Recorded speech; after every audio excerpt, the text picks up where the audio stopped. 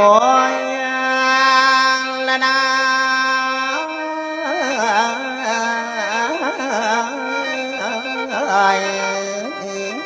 โอ้โอ้โอ้โอ้โอ้โอ้ยละนา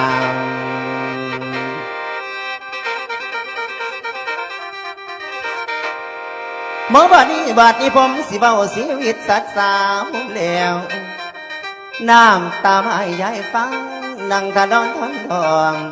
น้ำตามาไว้เคยพอออกมาฟังเราดอกแม่ใหญ่มีนิทานก็ไว้สิเป็นเรื่องเรื่องเล่าซื้อมาพ่อใหญ่เท่าบ้านเราอยู่สาวัตถีแล้วเป็นคนกินดีก็บักแข้งก็คือเนื้อบ่วางว่าลืมมาบากะกินบ่ได้จองเข็นหัวควายและลัดหน้าน้ำลายย่อยดอกเกียกล้วยเล่าก็มีลูกน้อยสิคอยอยู่ผู้ปบหางานมาหลายดอกเพื่อเพียงถนอมเลี้ยงเล่าก็หาเอาเนื้องัวควายมาบ่อยๆตากแดดให้ลูกน้อยถนอมเลี้ยงนกก่อนคำมือหนึ่งตากไว้หลังคาสดดีๆบังเอิญลมมาพัดสาดกระเซ็นดอกฝนฟงลมมาตีเอาดงโตลงดินสีแสเกียงมาตัวเมียมาเลี้ยงมาเห็นแล้วก็เรากินมาก็อยู่โพดท้ายแม่ลูกอ่อนโตพรเจ้าของว่าก็ยังคิดว่าสิกินลงได้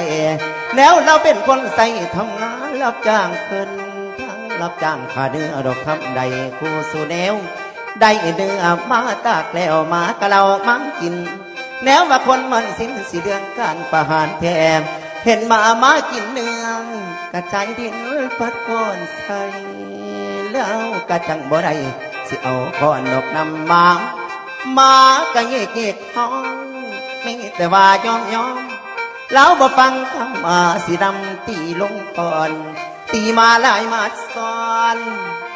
สลบลงดินดาวหมา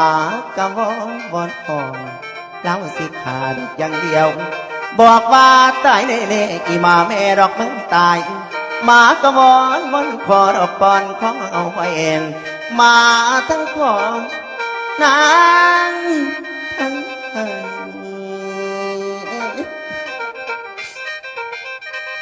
ย่างไปหาดูอ่อนน้องป้องกันยุดก่อนทางไตตารางคู่ลูกอยู่ทางครอบครัวก็เห็นแม่น้ำตาไหล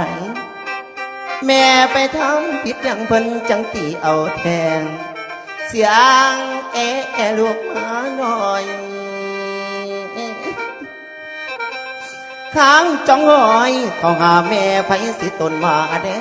เห็นสภาพจังสีน้ำตาย่อยดอกยาวลงน้ำตาแม่แต่คงเห็นลูกอ่อนมาแม่สิขออำลาลูกตายเดียวนี้โดนเขาตีโดนเขาเกิ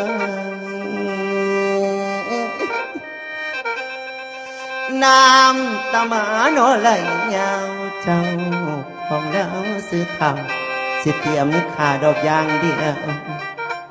แล้วบอกขายแพงสิบาทแลน้องเถื่อนังลูกคำน้ำตาพังลิ้นไหลหำกันยิ่งลูกยังหน่อยพวงกินนมแม่ไทยจอยไปบ่อยบ้อง